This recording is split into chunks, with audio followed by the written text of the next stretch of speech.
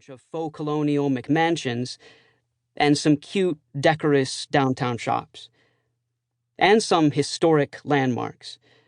Lexington played a memorable, though tactically meaningless role in the Revolutionary War. So there's a lot of historical authenticity going on here, as is clearly indicated by a lot of helpful informational plaques.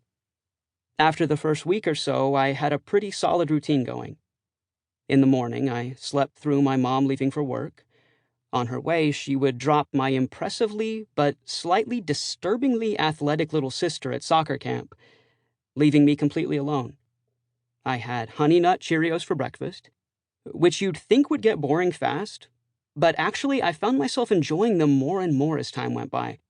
There's a great deal of subtlety in your Honey Nut Cheerio, a lot of layers to uncover. I learned when to make myself scarce.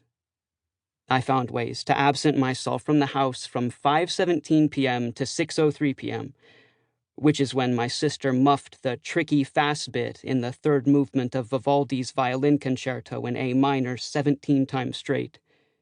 I generally skipped out after dinner while my parents, they got divorced a couple of years ago, but my dad was over for some reason, probably to talk about money, had a nastier-than-usual fight about whether or not my mom should take her car into the shop because the muffler rattled when you went over bumps.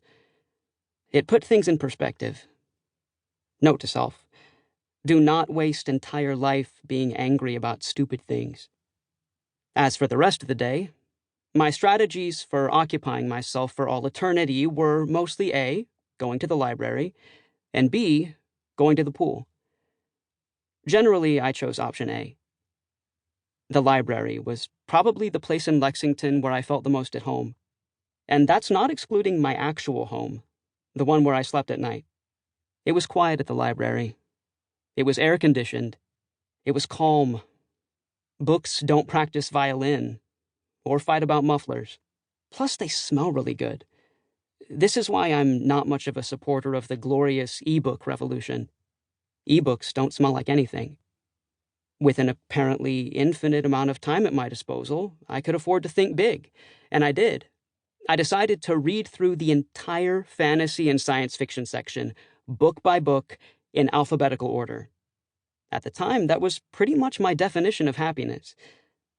That definition was about to change in a big way, but let's not get ahead of ourselves.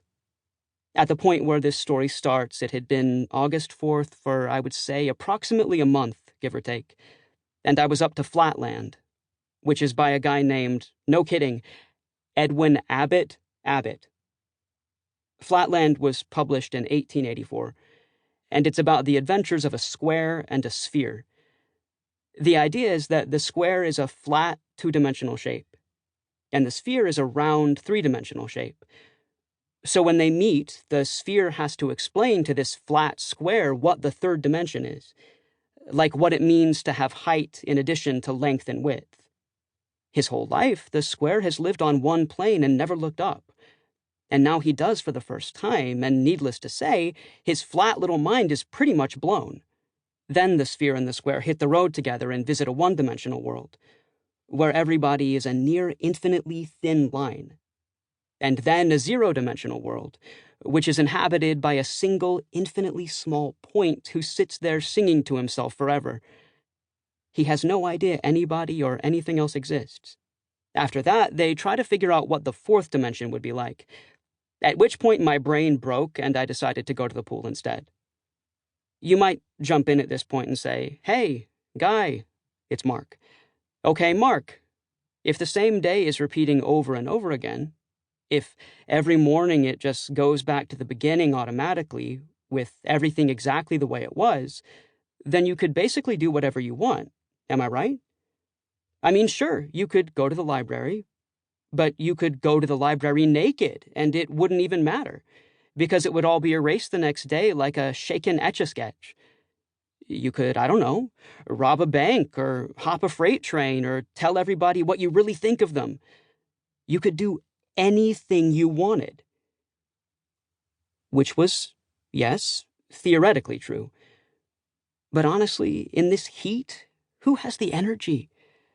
What I wanted was to sit on my ass somewhere air-conditioned and read books. Plus, there was always the...